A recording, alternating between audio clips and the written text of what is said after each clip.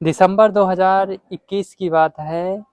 कुछ महिलाएं POCSO court पर आकर पुलिस वालों से झगड़ रही थी और वो कह रही थी कि मुझे बार बार बुलाकर परेशान ना किया जाए। अब मैं दादी और नानी बन चुकी हूँ और गुस्सा इतना था कि जज हो या वकील हो, वो सबको रौब दिखा रही थी। आखिर ये मामला क्या था, इसी के बारे में हम बात करेंगे। मेरा नाम रजनीश है। ये बूस्ट स्टोरी का चौथा एपिसोड है। आज हम बात करेंगे कि अजमेर में हुई 1992 में घटना किस प्रकार से अजमेर को ही नहीं पूरे भारत को शर्मसार करके रख दिया था। जिस प्रकार से वहां पर सेक्स स्कैंडल चलाया जा रहा था वो बहुत ही निंदनीय था। एक विशेष समुदाय के लोग जिस प्रकार से इस स्कूल के लड़कियों को इस स्कैंडल का इस्तेमाल या प्रभाव दिखाकर उनका इस्तेमाल कर रहे थे, आज इसी पर चर्चा करेंगे। और सबसे पहले हम बात करेंगे कि आखिर इसका खुलासा कैसे हुआ। तो इसका खुलासा होता है, ये एक वहाँ का लोकल पेपर होता है जिसे दैनिक नव ज्योति बोला जाता है। उसी के पत्रकार होते हैं संतोष कुमार गुप्ता जी।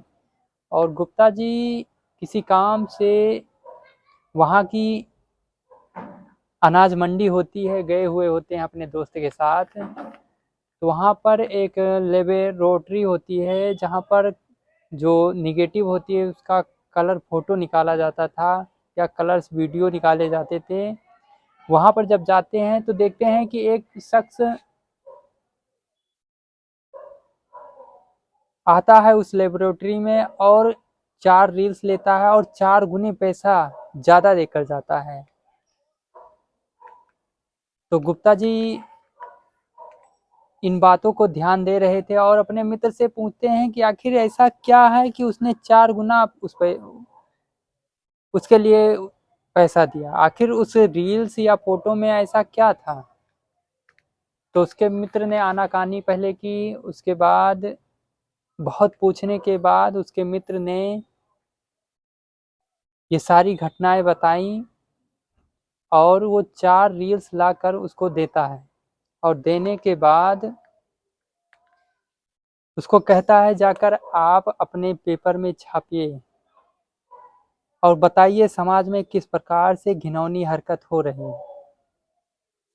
और ये घटना जो है राजस्थान का अजमेर शहर होता है जहाँ ब्रह्मा जी और ख्वाजा मोइनुद्दीन चिश्ती की दरगाह है और उसी दरगाह से जुड़े हुए जो खादिम होते हैं, ये कृत्य उन्हीं के द्वारा किया जा रहा था।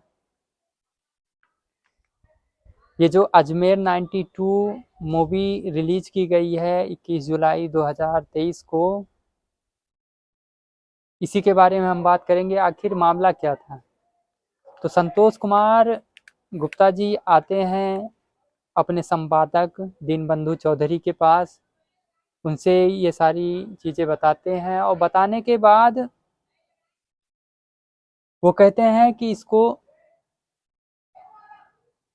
छापना अति आवश्यक है। अगर हम आज आवाज़ नहीं उठाएंगे तो ये धीरे धीरे पूरे शहर की लड़कियों को अपने गिरफ्त में ले लेगा। जिस प्रकार से ये स्कैंडल चल रहा था आप सोच भी नहीं सकते हैं। तो इसका प्रकाशन सबसे पहले 21 अप्रैल 1992 को किया जाता है और जब किया जाता है तो शहर में एक सुगबुगाहट होती है। उसके बाद ये दूसरी बार 15 मई 1992 को पेपर में कुछ ब्लर फोटो करके छापी जाती है। उसके बाद लोगों में, अजमेर के लोगों में और वहाँ के रसूखदारों में किस प्रकार का तनाव का माहौल हो जाता है। इसी के बारे में हम बात करेंगे।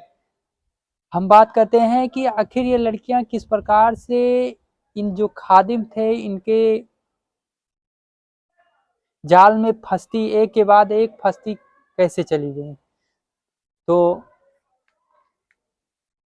कहानी दो है, दोनों हम बताएंगे।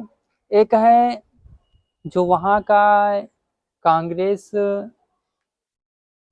यूथ का अध्यक्ष होता है खादिम फारूक चिश्ती। कहते हैं कि उसने जो वहाँ के दो स्कूल होते हैं जहाँ की सबसे ज़्यादा लड़कियाँ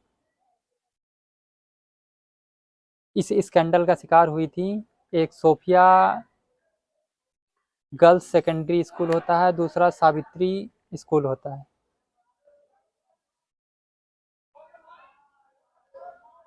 इन दो स्कूलों से लगभग सबसे ज़्यादा लड़कियां शिकार हुई थी और इसी स्कूल से बड़े बड़े अधिकारी हों या रसूखदार हों उनकी भी बेटियां पढ़ रही होती। आप सोच सकते हैं। तो ये फारूक चिश्ती जो होता है उसने एक 9th क्लास की लड़की को पहले फंसाया, उसके बाद उससे दोस्ती की, उसको रेस्तरां में घुमाया। क्योंकि जब ये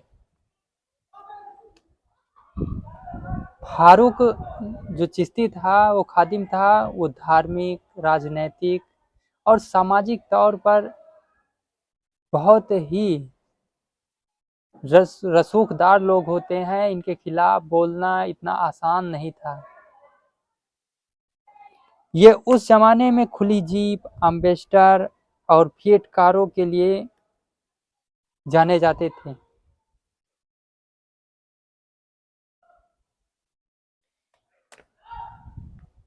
इनके रसूख का कारण इनके खिलाफ कोई बोलता नहीं था। लड़कियों को खाना खिलाना, महंगे गिफ्ट देना कोई इनके लिए कोई आम बात नहीं थी, कोई बड़ी बात नहीं थी। तो पहली कहानी जो है फारूक की है कि फारूक ने सोफिया स्कूल से दोस्ती की और दोस्ती करके पहले उस लड़की को ले जाकर अपने फार्म हाउस पर उसके साथ दुष्कर्म करता है। दुष्कर्म करने के बाद उसका जो है फोटो खींचता है और रील्स बनाता है, और रील्स बनाने के बाद उस लड़की पर दबाव डालता है कि अपनी सहेलियों को लेकर आए हमारे फार्म हाउस पर, और दबाव इस तरीके से बनाते हैं कि यदि अगर तुम नहीं लेकर आओगी तो फिर हम इस फोटो और वीडियो को वायरल कर देंगे। दबाव में वो लड़की जो है अपनी सहेली को लाती है, और लाने के बाद ये सिलसिला एक के बाद एक चल पड़ता है और लगभग 200 से 250 लड़कियां इसी प्रकार शिकार हो जाती हैं।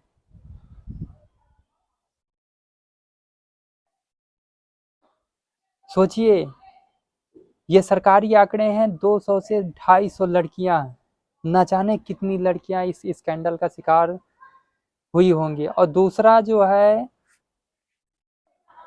जो दीनबंधु चौधरी जी हैं, वो बताते हैं कि जब सोफिया स्कूल में एक लड़की रोते हुए उसी के सामने से गुजर रही होती है, तो ये जो रसूखदार घराने वाले लड़के होते हैं ये भी जा रहे थे अपनी एम्बेसडर कार से।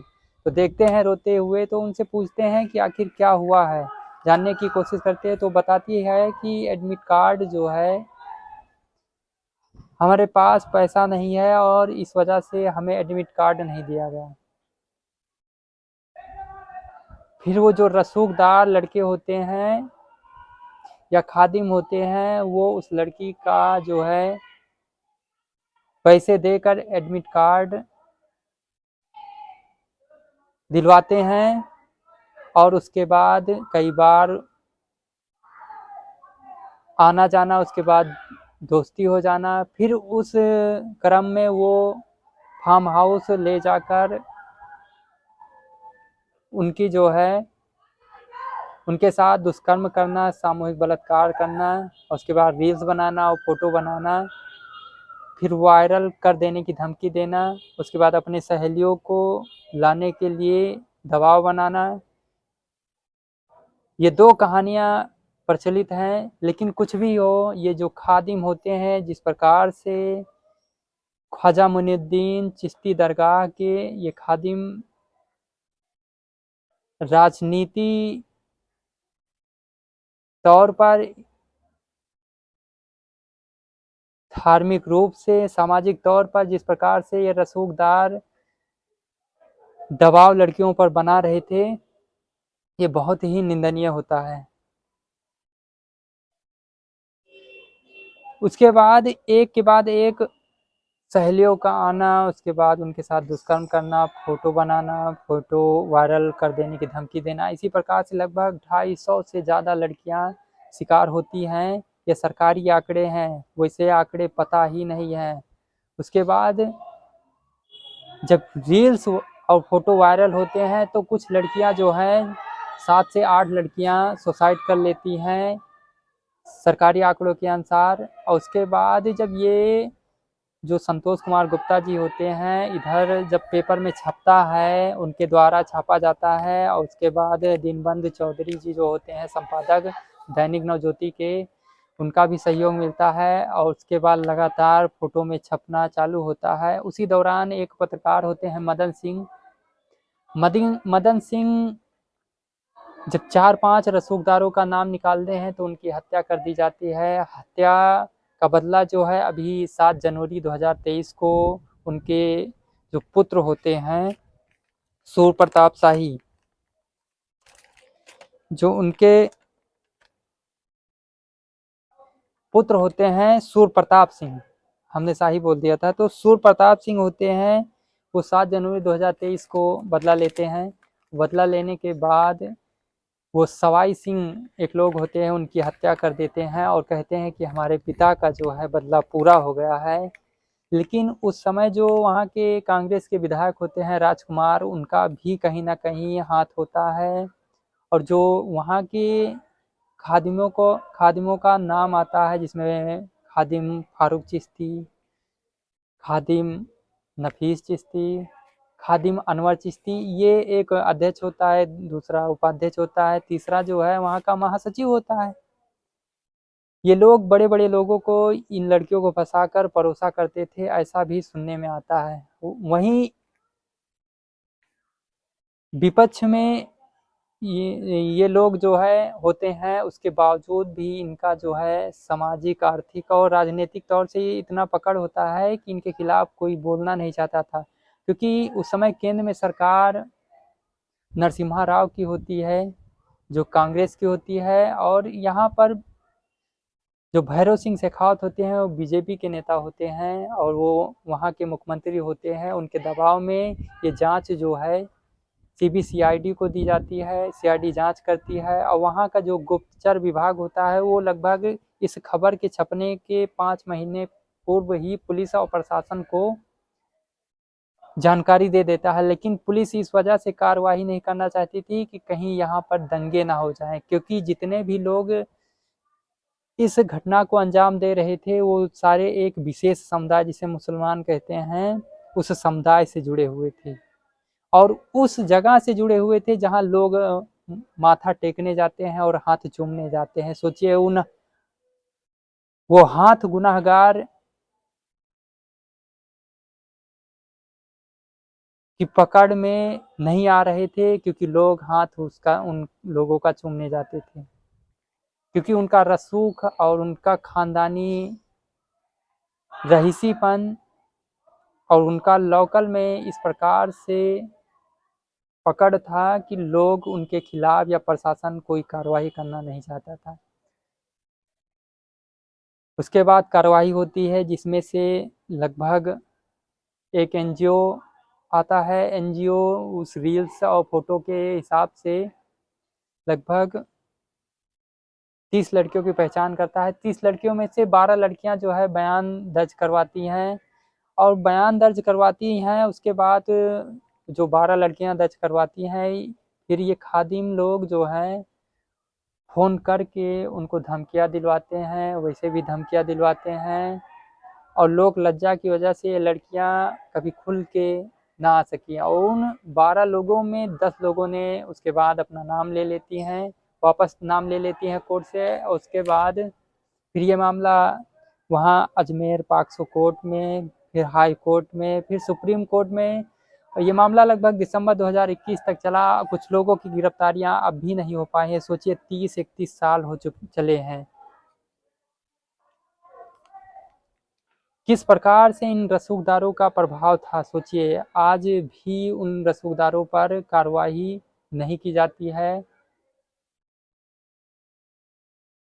तो उन रसूखदारों में किन किन लोगों का नाम था, कुछ नाम हम पढ़ना चाहेंगे। एक थे खादिम फारूक चिश्ती, ये कांग्रेस यूथ अध्यक्ष होते हैं। नफीस, ये कांग्रेस उपाध्यक्ष होते हैं। ये अनवर जो होता है ये महासचिव होता है। इसरत अली होते हैं। सलीम चिश्ती होते हैं। ये अलमास महाराज जो है ये न्यू जर्सी अमेरिका भाग कर चला गया है। इसको आज तक जो है पकड़ा नहीं जा सका है। ये इसके खिलाफ रेड कॉर्नर जारी किया गया है। वहीं सुहेल चिश्ती, पुरुषोत्तम उर्फ बबली 3 साल बाद, जब 2 साल बाद छूटता है 1994 में, तो ये जो बगल के लोग होते हैं ताना मारते हैं, तो इस वजह से ये आत्महत्या कर लेता है। इसी प्रकार से लगभग जो 18 आरोपी होते हैं कहीं ना कहीं अपने रसूख के कारण बरी हो जाते हैं। और जो ये फारूक होता है, कांग्रेस का युवा अध्यक्ष होता है, इसको मानसिक बीमारी कहकर छोड़ दिया जाता है कोर्ट में। सोचिए उन बच्चियों का क्या, जो दादी नानी या अब तो तमाम उनके बच्चे हो गए हैं और दादी नानी बन गई हैं, लेकिन कोर्ट के चक्कर काट रही हैं, लेकिन आज भी उस तरीके से उनको सज़ा नहीं मिल पाई जिस तरीके से मिलनी चाहिए। तो ये कहानी कुछ भी हो, प्रशासन कुछ भी हो, लेकिन जिस प्रकार से कार्रवाई करना नहीं चाह रहा था उसके बाद कार्रवाई करता है। फिर अजमेर 3 दिनों तक बंद रहता है और कड़े पहरे में अजमेर 3 दिनों तक बंद रहता है। कहीं ना कहीं लोगों को ये भ्रम होता है कि ये जो दरगाह वाले हैं, खादिम हैं, ये किस प्रकार से लड़कियों का शोषण करते हैं। तो ये कहानी किसी को परेशान करना नहीं है, ना किसी का दिल दुखाना है, लोगों को सचेत करना है और लोगों को जागरूक करना है। तो इस कहानी को यहीं पे समाप्त करेंगे। अगले कहानी में फिर मिलेंगे। धन्यवाद।